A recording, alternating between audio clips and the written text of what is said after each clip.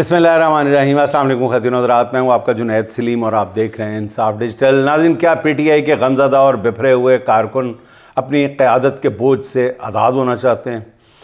गुज़िश्ता रोज़ PTI की core committee के इजलास में इमरान खान साहब की बिनाई जो मुतासिर हुई है, उसके बाद जो सूरत हाल पैदा हुई है, उसको कितना सीरियसली लिया गया उस कोर कमेटी के इजलास में, इस पर भी बात करूंगा।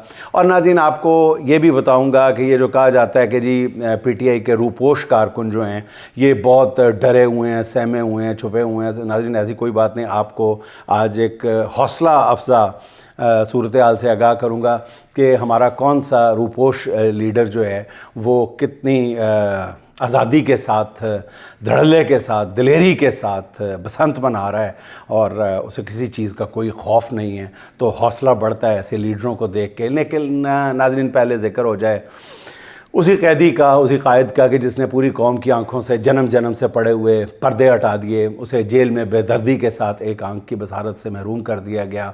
और ये बसारत जो है, ये बसारत से महरूमी जो है, ये दूसरी आंख की तरफ जाने का खदशा भी मौजूद है।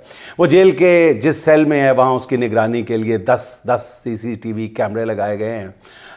जेल में उसके एक एक लम्हे को, एक एक अमल को मॉनिटर किया जाता है। वो कब जागता है, कब सोता है, कब उठता है, कब चलता है, कब खाता है, कब पढ़ता है, एक एक चीज़ नोट की जाती है। रोज़ाना उसकी ट्रांसक्रिप्शन बनती है पूरी, यानी उसके रोज़ और शब की डायरी लिखी जाती है। वो 3 माह तक नाज़रीन आँख के दर्द से कराहता रहा, हर रोज़ जेल इंतज़ामिया को बताता रहा कि उसकी दाएँ आँख की बिनाई कम हो रही है। किसी ने कोई नोटिस नहीं लिया।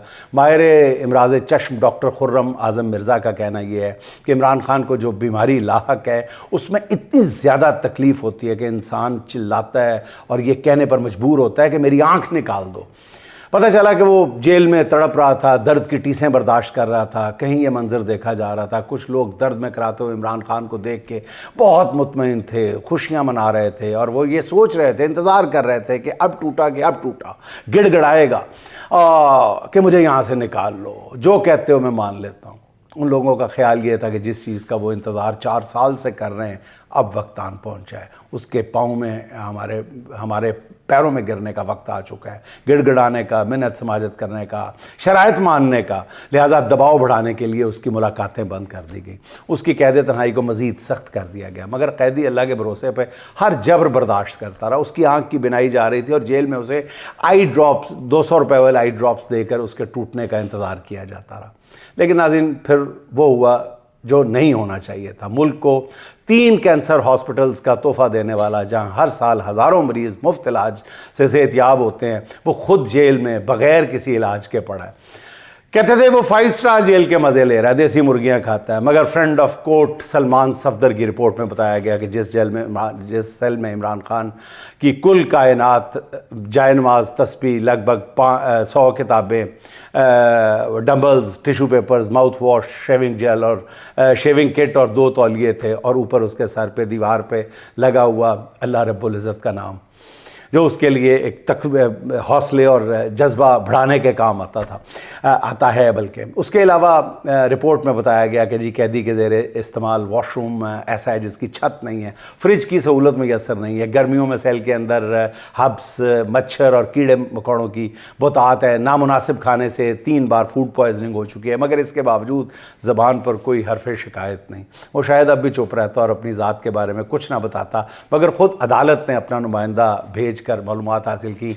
उसने फिर भी अपने लिए सिर्फ इतना मांगा कि मेरी अपने बेटों से बात करा दी जाए और 4 किताबें दे दी जाए। इसके अलावा उसने कोई और मुतालबा नहीं किया, किसी को पैगाम नहीं भेजा, किसी से कोई मिन्नत समाजत नहीं की, ना NRO मांगा, ना कोई नवाज शाद की ख्वाहिश की। दूसरी तरफ नाजरीन, संग दिली की इंतहा देखें। तारीख़ का सबक है कि जब बेहिसी हद से बढ़ जाए नाजरीन, तो फिर कुदरत हरकत में आती है और अपने फ़ैसले नाफिज करती है। शायद वो वक्त, बल्कि यकीनन वो वक्त आन पहुंचा है। इमरान खान की बीमारी और उनके साथ जेल में रवा रखे जाने वाले नारवा सलूक ने पूरी कौम के साथ पीटीआई के नाज़रीन कारकुनों में भी तशवीश की एक लहर दौड़ा दी है।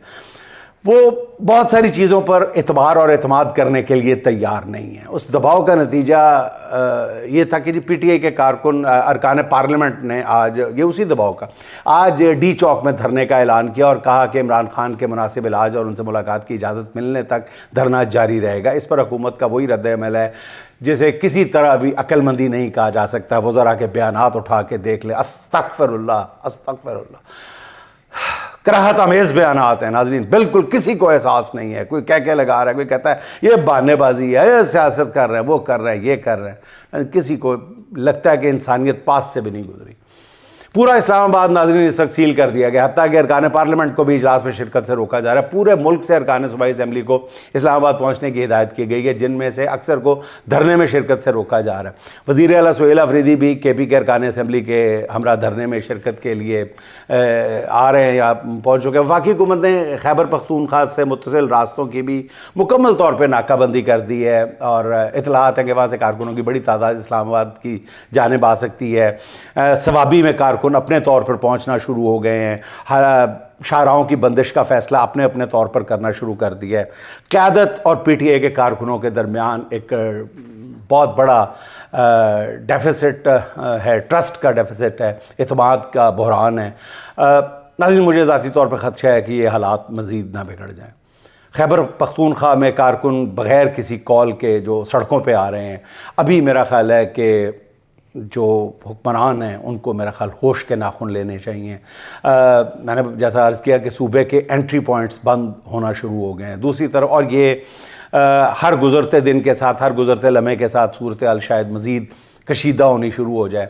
دوسری طرف تاحال حکومت نے یہ بھی نہیں بتایا کہ عمران خان کا جیل میں کوئی چیک اپ ہوا ہے یا نہیں, انہیں کسی ہاسپٹل منتقل کرنے کا پروگرام بنایا گیا ہے یا نہیں.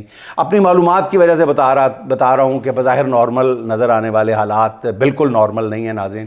آج رات تک عمران خان کی صحت اور نگہداشت کے حوالے سے کوئی سنجیدہ حکومتی کوشش سامنے نہ آئی تو خدشہ ہے کہ کل سے کارکن معاملات جو ہیں وہ اپنے ہاتھ میں نہ لے لے, پھر ان کا ہدف حکومت کے ساتھ ساتھ پی ٹی آئی کی قیادت بھی ہو سکتی ہے. ایسا نہ ہو کہ حالات کسی کے بھی کنٹرول میں رہنے. میرا مشورہ ہے, بہت مخلصانہ مشورہ ہے, کہ حکومت سنجیدگی کا مظاہرہ کرے. ایسے معاملات کو حکومت کو ہی پہل کرنی پڑتی ہے. اس معاملے میں مزید کچھ نہیں کہوں گا, شاید پھر کچھ اللہ نہ کرے کہنا بھی نہ پڑے. ناظرین جو عرض کرنا چاہ رہا تھا وہ یہ ہے کہ گزشتہ روز اب پی ٹی آئی کی قیادت اور کارکنوں میں جو اعتماد کا بحران ہے یا فقدان ہے, اس کی بنیادی وجہ یہی ہے کہ کارکن اب یہ سمجھنا شروع ہو گئے ہیں کہ ہماری قیادت میں سے بہت سارے لوگ ایسے موجود ہیں کہ جو عمران خان کی رہائی نہیں چاہتے. میں ہمیشہ اس بات پر بات کرنے سے احتراز کرتا رہا, لیکن ناظرین یہ پورے ملک میں ایک ویو ہے کارکنوں کی جذبات کی جو یہ کہتے ہیں کہ نہیں ہے. اور اس کا ایک اظہار جو ہے گزشتہ روز کور کمیٹی کے اجلاس میں دیکھنے میں آیا کہ اتنا اہم ترین معاملہ جو پچھلے میرا خیال ہے 3 سال کے دوران جس کو کہا جا سکتا ہے کہ سنگین ترین صورتحال کے بعد جو کور کمیٹی کا جو اجلاس ہے جس پہ زوم پہ بیٹھ کے سب نے بات کرنی ہوتی ہے ناظرین, اس میں بھی 50% کے نصف سے کم ارکان شریک تھے کور کمیٹی کے. یعنی کورم پورا نہیں تھا, بغیر کورم کے وہ اجلاس ہوا ہے. 50% سے کم لوگ تھے اس میں شریک, آپ اندازہ لگا لیں. اس لیے کارکن جو ہیں وہ ناراض نظر آ رہے ہیں, نالا نظر آ رہے ہیں, مشتعل نظر آ رہے ہیں. وہ کہتے ہیں اب ہم فیصلے اپنے خود کریں گے. ہر ایک کی طرف وہ انگلی اٹھا رہے ہیں, کسی کی کوئی بات لے کے, کسی کی کوئی بات لے کے, اور معاملات یہاں تک پہنچ چکے ہیں ناظرین کہ پی ٹی آئی کے بہت سارے قائدین جو ہیں وہ اپنا غصہ جو ہے وہ دکھانے کے لیے کہ نہیں ہم ڈرے ہوئے نہیں ہیں, تو وہ جان بوجھ کر بہت ہی ایگریسو پیغامات دینے پہ مجبور ہو گئے تاکہ کارکنوں میں اپنی ساکھ کو بچایا جا سکے. یہ ایک دوہری مشکل ہے ناظرین. جب وہ بہت زیادہ اس ریڈ لائن کو کراس کرتے ہیں تو بھی پی ٹی آئی کے لیے مسئلہ بنتا ہے. تو وہ ایک یہ جو ہماری کمپرومائز کہہ لیں یا سیمی کمپرومائزڈ کہہ لیں یا لو ٹون میں بات کرنا ہے, یہ بھی ایک عذاب بن گیا ہوا ہے. اس لیے میرا خیال سب کو, حکومت کو, پی ٹی آئی کی قیادت کو بہت تدبر کے ساتھ, حکمت کے ساتھ صورتحال کا جائزہ لینا چاہیے کہ کہاں پہ غلطی ہو رہی ہے. کیونکہ اس وقت جو سب سے زیادہ اہمیت کی عامل بات ہے وہ کارکنوں کے جو جذبات کو ٹھیس پہنچی ہوئی ہے ان پہ پھاہا رکھنا ہے, ان پہ مرہم رکھنا ہے. اور اس کا ایک ہی حل ہے کہ فوری طور پہ عمران خان کی صحت کے مسئلے کو ایڈریس کیا جائے. آج رات ہی میں حیران ہوں کہ چیف جسٹس صاحب نے 16 تاریخ کیوں ڈال دی. اتنی سنگین صورتحال کے باوجود 16 تاریخ تک کوئی پتہ نہیں کہ کیا ہوگا. پھر انہوں نے یہ جو کہا جا رہا ہے کہ جناب سابق سپرنٹنڈنٹ اڈیالہ عبدالغفور انجم کے خلاف مقدمہ درج کرایا جائے گا, اس پر بھی لوگ بہت ساری آرا دے رہے ہیں. اب ناظرین اس سے بھی زیادہ افسوس کی بات جس کا میں نے پہلے ذکر کیا, کون سی افسوسناک باتوں کا ذکر کیا, ایسے لگتا ہے کہ ہم قوم نہیں ہے ہم مسخروں کا کوئی ہجوم اکٹھا ہوا ہے. نون لیگی رہنما کھل کر اس چیز کا دفاع کر رہے ہیں کہ عمران خان کو صحت کی بہترین سہولتیں دی گئی تھیں. شرم نہیں آتی. اس تمام صورتحال میں پنجاب اور وفاقی حکومت کا کردار جو ہے ناظرین بے رحمانہ اور صفاقانہ ہے. بہت افسوس کے ساتھ کہنا پڑتا ہے. کیا وفاقی وزیر عطا اللہ تارڑ نے یہ بیان نہیں دیا کہ عمران خان بالکل ٹھیک ٹھاک ہے؟ یاد ہے نا آپ کو؟ ان کا پیمز ہاسپٹل میں معمولی سا پروسیجر ہوا تھا جس کے بعد وہ بالکل ٹھیک ٹھاک ہیں. حکومت نے پہلے تردید کی کہ عمران خان کو جیل سے پیمز لے جایا گیا اور پھر اعتراف کر لیا کہ ہاں عمران خان کو پیمز لے جایا گیا تھا. پیمز کے chief executive doctor Imran Sikandar کو بھی کٹہرے میں کھڑا کیا جانا چاہیے، جنہوں نے میڈیا پر آ کر کہا تھا کہ عمران خان کی آنکھ کا جو پروسیجر ہے وہ صرف 20 منٹ کا تھا. وہ بالکل ٹھیک ٹھاک ہیں، بھلے چنگے ہیں، کچھ بھی نہیں. اب حکومت یہ بیانیاں بنانے کی کوشش کر رہی ہے کہ عمران خان کو جیل میں علاج کی بہترین سہولتیں فراہم کی گئیں. اب سارے ڈرے ہیں. وہ پہلے ہوش کے ناخن لینے تھے. ان کی ایک آنکھ ضائع، اب کہہ رہے ہیں کہ ان کی ایک آنکھ ضائع ہو گئی. کیا یہ مطلب میں ناظرین پوری صورتحال پہ باقاعدہ حیران نہیں پریشان ہوں کہ کیا بنے گا. جھوٹ کی اتنی عادت. کل ان کو خوف نہیں ہے کہ جب منظرنامہ بدلے گا تو پھر ان سے کون کس انداز میں پوچھ گچھ کرے گا. ایک آنکھ ضائع ہو گئی اس ملک کے مقبول ترین لیڈر کی. بہت بہترین علاج دیا ہے آپ نے عمران خان کو جیل میں. پھر اوپر سے آ کے آپ شرمسار بھی نہیں ہو رہے، شرمندگی کا مظاہرہ بھی نہیں کر رہے، آپ کے چہرے پر پشیمانی بھی نہیں ہے. رانا ثناء اللہ صاحب جو بڑے، میں ان کو باقی کئی لیڈرز کی نسبت سمجھتا ہوں کہ وہ کبھی کبھی جو ہے وہ عقل اور شعور کی بات بھی کرتے ہیں، دانائی کی بات بھی کر دیتے ہیں. وہ کہتے ہیں کہ جی پی ٹی آئی علاج پر سیاست نہ کرے. تو تسی کی کیتا سی؟ بیماری تو بغیر ہی سیاست کر گئے سی ساری، لیڈر بھی باہر لے گئے سی. کیسی باتیں کرتے ہیں. پھر وہ مزید فرماتے ہیں کہ جی عمران خان کے علاج کے لیے سپریم کورٹ میں رٹ دائر کریں، جو عدالت کہے گی اس پر عمل ہوگا. مطلب ہم ایسی کچھ نہیں کرنا. او بھائی ملاقاتوں کے لیے سپریم کورٹ کہے گی آپ کو. باقی قیدیوں سے ان کے رشتہ داروں کی، ان کے وکلاء کی ملاقاتوں کے لیے سپریم کورٹ کہتی ہے. رانا صاحب آپ خود وکیل ہیں، کیسی باتیں کر رہے ہیں رانا صاحب؟ خدا کا واسطہ سوچے تو صحیح، آپ کی باتوں میں وزن کتنا ہے. عمران خان کی صحت سے متعلق رپورٹ سامنے آنے کے بعد بھی حکومت کسی علاج سے پہلے سپریم کورٹ کے آرڈر کے انتظار میں. یہ پرلے درجے کی شفافیت نہیں ہے تو اور کیا ہے؟ رانا ثناء صاحب خود دل کے مریض ہیں، آپ متعدد امراض کا شکار ہیں. آپ اپنے دل پہ ہاتھ رکھ کے بتائیں کہ آپ جو کہہ رہے ہیں کلام الہی پہ ہاتھ رکھ کے کہ کیا ٹھیک کہہ رہے ہیں آپ، کیا جسٹیفائی ہے؟ میں سمجھنے سے قاصر ہوں. اور ناظرین چلتے چلتے اس قائد کا بھی ذکر ہو جائے جس کے بارے میں عام تاثر یہ ہے کہ وہ لاہور میں روپوش ہیں اور ان کے والد صاحب کا انتقال ہو گیا تھا. اس کے بعد ان کا نام الیکشن کے لیے آیا تو انہوں نے کسی کو اپنا رشتہ دار ڈکلیئر کر کے کسی اور کو الیکشن لڑانے کی کوشش کی تھی. بہرحال ناظرین ان کے بارے میں عام طور پہ یہی کہا جاتا ہے کہ بہت چھپے ہوئے ہیں، ڈرے ہوئے ہیں، سہمے ہوئے ہیں. لیکن ہمیں میرا خیال ہے حوصلے میں رہنا چاہیے کہ ایسی کوئی بات نہیں ہے. روپوشی کا مطلب قطعی طور پر بزدلی نہیں ہوتا. وہ پورے تمطراق کے ساتھ بسنت والے دن جب چاروں طرف چھتوں پہ لوگ چڑھے ہوئے تھے تو وہ کرشن نگر میں اپنے آبائی گھر میں پوری دلیری، جرأت مندی اور استقامت کے ساتھ پتنگ اڑا رہے تھے، بسنت کے جشن میں شریک تھے، آئیبو کاٹا کے نعرے لگا رہے تھے.